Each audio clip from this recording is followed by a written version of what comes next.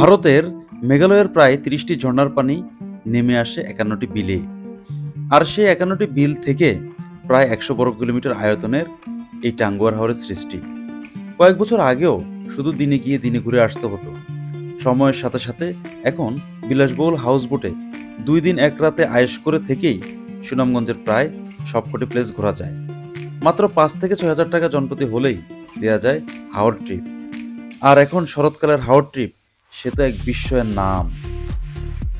এবারে আমাদের ট্রিপে আমরা ১১ জন রাতের গাড়িতে রওনা দিয়ে সকালে সুনামগঞ্জ পৌঁছাই। যাত্রাপথে আমরা একটা দোকানে মজা করে নিজেরা নিজেদের নাস্তা নিজেরাই বানিয়ে খাই। নৌকাঘাটে আমরা যখন পৌঁছাই তখন সকাল ৯টা বাজে। এবারে আমরা যাচ্ছি টাঙ্গুয়ার হাওরের অন্যতম বিলাসবহুল বোট রূপকথায়।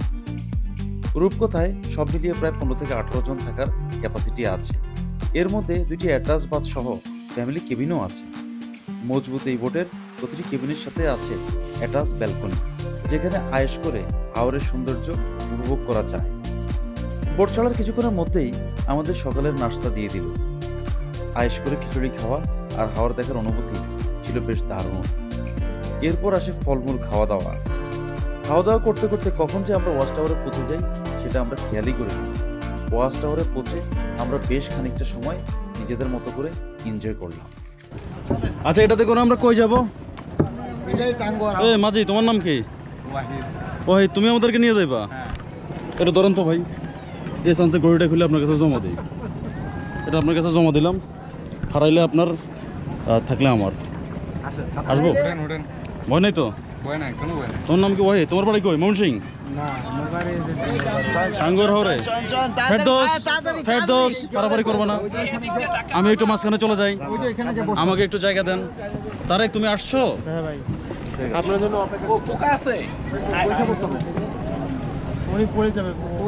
ওয়াহিদ, এই জায়গার নাম কি? টাঙ্গুয়ার হাওর। মানে এটা ওয়াচ টাওয়ার এলাকা বলে এটাকে না? এখন আমরা কোন দিকে যাব? ওয়াচ টাওয়ারের বাগান ঘুরবো।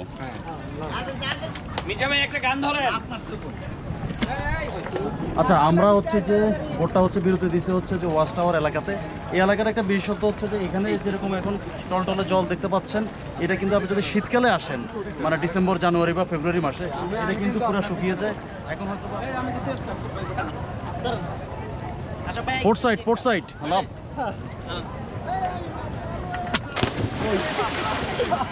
এবার ফেরদৌস ফাইটা গেছে।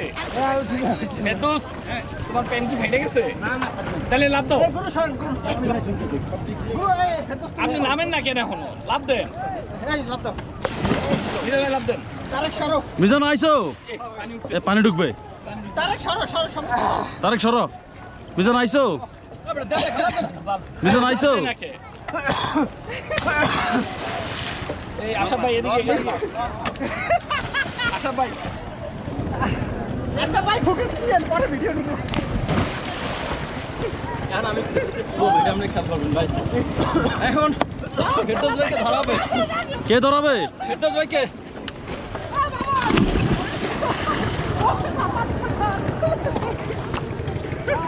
আসছি হচ্ছে যে এই ট্রিপে, আপনারা তো সবাইকে দেখতে পাচ্ছেন।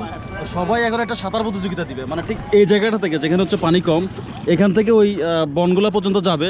তো যে আগে যাইতে পারবে তাকে হচ্ছে যে ৫০০ টাকা পুরস্কার দিবে এই কমিটি।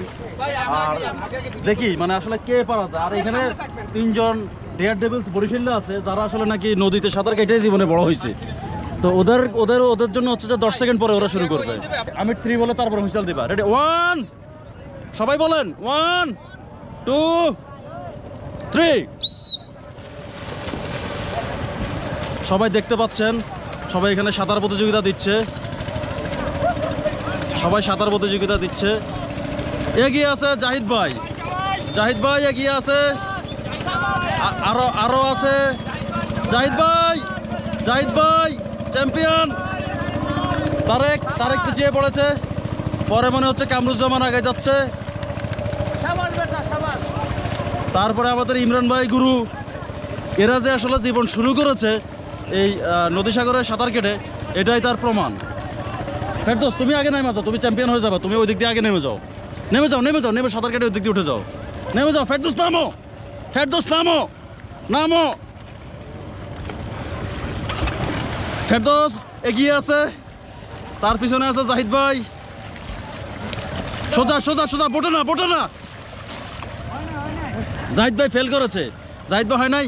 ইমরান ভাই এগিয়েছে, ইমরান ভাই। আর সামনে আমাদের সিকিউরিটি দিচ্ছে ফেরদৌস। ফেরদৌস লাইফ গার্ডের ভূমিকা অবতীর্ণ হয়েছে। জাহিদ ভাই এখানে ফেল মেরেছে, লুঙ্গি পরে, না লুঙ্গি না, শর্ট প্যান্ট পরে। চ্যাম্পিয়ন ইমরান ভাই, চ্যাম্পিয়ন ইমরান ভাই এবং runners up Kamruzzaman. Starboard side, starboard side. Move, move! Bottom, bottom, bottom! Hey, bottom, bottom udah, bottom udah, bottom. Port side, 10 o'clock. আমরা দুইটা বোট নিয়ে শুধুমাত্র একটা বোতল হানা দিতে গেছি। আমরা মূলত এখানে অভিযান চালাচ্ছি, ক্লিনিং অভিযান। গো! বোতল উদ্ধারে যাচ্ছে ইমরান ভাই। আরেকটা প্লাস্টিক আছে, টেক দিস কমান্ডার্স।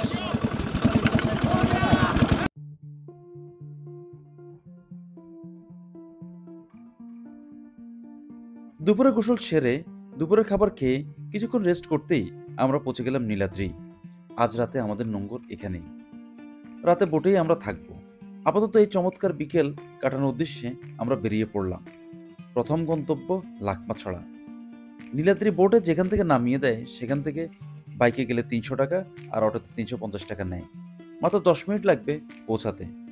সীমান্ত এলাকার পাথরে ঘেঁষা এক অপার সৌন্দর্যের নাম এই লাকমাছড়া। বৃষ্টি হলে এই সৌন্দর্য কয়েক গুণ বেড়ে যায়। এখান থেকে সামান্য কয়েক কদম আগালেই মেঘালয়ের সব উঁচু উঁচু পাহাড়।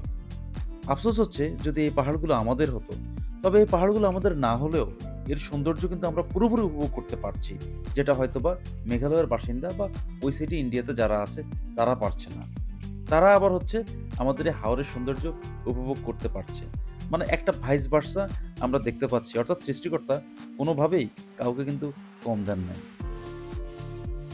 লাকমাছড়ায় বেশ খানিকটা সময় কাটিয়ে আমরা আবার চলে আসলাম নীলাদ্রি। শেষ বিকেলটা আমরা এখানেই কাটাবো। এখান থেকে আমাদের বোটে হেঁটে গেলে মাত্র 5 মিনিট লাগে। নীলাদ্রি লেকের প্রকৃত নাম সৈয়দ সিরাজি লেক। এখান থেকে একটা সময় চুনাপাথর তোলা হতো, আর এই চুনাপাথর তুলতে তুলতেই এরকম লেকের সৃষ্টি হয়। মূলত এটা একটা লাইমস্টোন লেক। এবারে আমাদের ট্রিপ আমরা দিচ্ছি রূপকথা হাউস বোটে।